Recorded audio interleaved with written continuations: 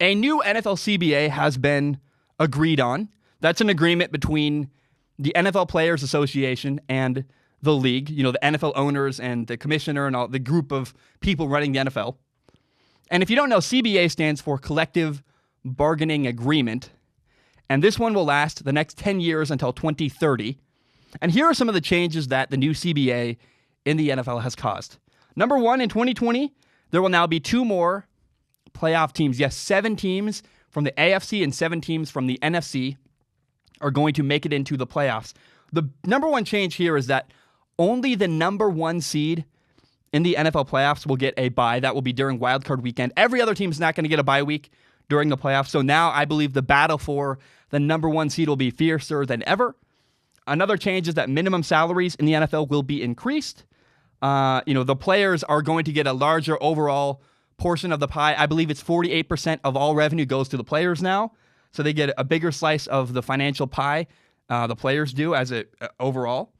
The NFL is also going to allow larger game day rosters. Even though NFL teams have had 53-man rosters for a long time, on game days, teams were actually only allowed to have 46 active players on game day. So, if you have 22 NFL starters, 11 on offense, 11 on defense, let alone special teams, that means every position on offense and defense only has 1 backup, plus 2 extra players, maybe 3 quarterbacks, wherever you want to distribute those extra 2 players. Now teams can have more than 46 players on a game day. That's going to be a huge difference. Teams are also going to have a larger amount of total players on the roster, up from 53 was the old number. Now 55 is the new number of roster players on a roster. Practice squads have also gotten bigger, from 10 players up to 14. That means every single NFL team has the ability to have 6 more players on their roster. If you do the math, 32 times 6 is 192. That means there are now 192 new jobs for players in the NFL. That's a big deal. It's overall good for the sport because more players are going to get paid, and more players this is a bigger deal to me, more players are going to be on practice squads and get developed.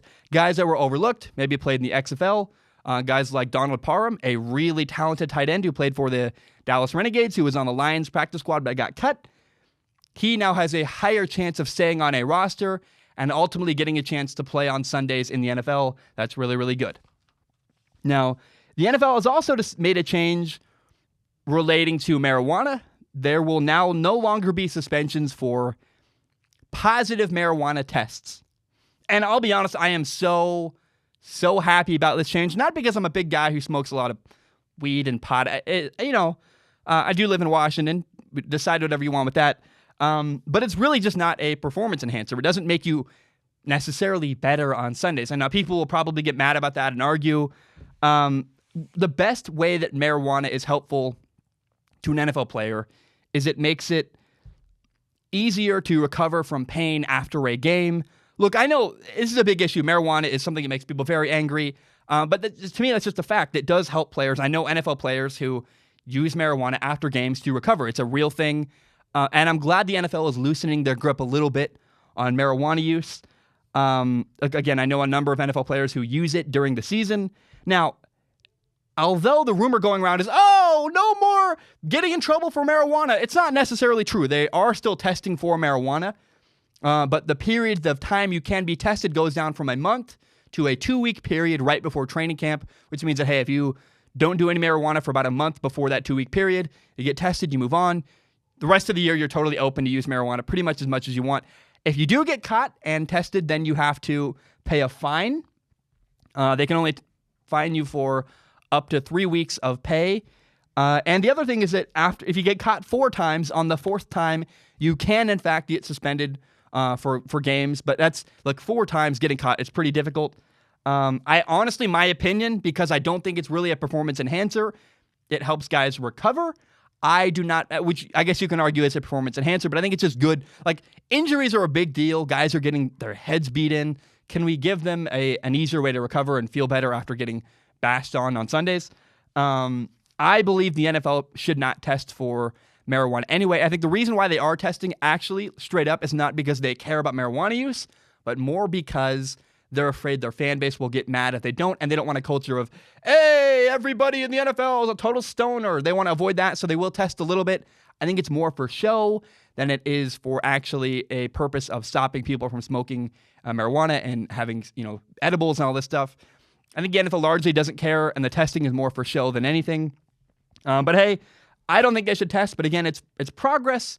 It's a step towards helping the players recover and get better after injuries. And again, the 2-week testing period, if you can't, basically avoid marijuana for a month before the 2-week testing period and get through it, you probably have a problem. Anyway, it's not that hard to trick the NFL, quote, trick. They don't really care.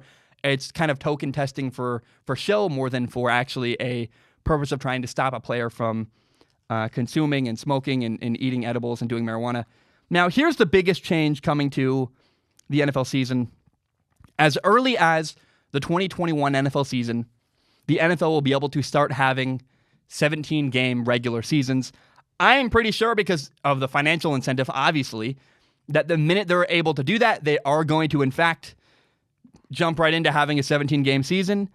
Now, you got to realize that the reason why this happened is that the Players Association got a ton of stuff in the CBA. Everything basically went in favor of the players. Marijuana got, more lax. They got more money, got more people employed in the league. Now, the reason why NFL owners gave up so many things was because they wanted the Players Association to agree on having a longer season. That was the number one aim of the league and of the owners. They wanted a longer 17-game season. What this will do is in 2021, as soon as it can happen, which I'm sure it will happen immediately once it's possible, we will have a shorter preseason of 3 games during the preseason and then a 17-game regular season. Again, my one problem with this is I wish there was another bye week added to the season. But people don't realize how long an NFL season is. It's basically 3 total seasons. You have the first part of the year, September, October, where a team will look really good. Then injuries will kick in. There's that middle half of the season. Then there's that final half of the season. I'm kind of sad because statistics are all screwed up. I mean, people are going to be saying, well, this guy in 17 games had this many yards, and this guy in 13 games had this many yards. It's not really comparable. You can't compare the previous era to the current era. That's why I hate statistics anyway. They're not really at great a showing of how good you are. There's a lot of empty stats and things moving around. But even more now than ever before, all-time stats are going to be totally skewed because of a 17-game regular season.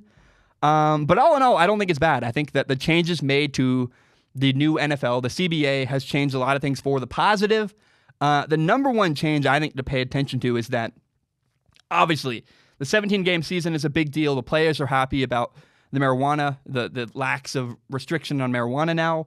But adding 2 more playoff teams is a really big deal. The Rams would have made the playoffs this year. The Steelers would have made the playoffs this year. I think in the end, it's good for the sport to have more playoff teams. I was hesitant. I was concerned. But really what we're going to get is week 15, 16, 17, and then someday 18 at the end of the year. The final month of the season is going to be even more competitive and more interesting than ever before because there's now 3 wild card spots, 3 teams that don't win their division will make it into the playoffs. It's going to be so much fun. And the playoff hunt is going to be more interesting than ever. Now, the other thing to pay attention to is that only the number 1 seed in the NFL gets a playoff bye. That's a massive, massive deal, which means that the battle for the number 1 seed in the AFC, the battle for the number 1 seed in the NFC is going to be fiercer than ever. It's going to be a lot of fun. And again, all in all, I think the changes the NFL CBA has caused on the league are actually all pretty solid. I don't have a gigantic gripe with any of them. Change is change. I don't love change. I really would have been happy and fine with things staying the same. But the players got so many benefits and so many things have changed in favor of the players. That makes me really happy. I'm glad that the minimum salary got raised because careers are so short. And I like the thought of players getting as much money as they possibly can in the window of their career. Guys like Tom Brady are fine. You have to think about the offensive lineman that plays only, he plays 3 seasons. He's got to make as much money as he possibly can in 3 seasons. Offensive linemen, backup receivers. It's the little guys that really got a massive, massive quality of life improvement from the new CBA. That's really good. And I'm really happy with the changes that the NFL has made with the new CBA. In case you don't know, Strong Opinion Sports is not just a YouTube channel. It is also a full audio podcast. You can find it on Spotify, on iTunes, on Google Play, pretty much everywhere you find podcasts. And if you like podcasts, please do me a huge favor and give it a listen.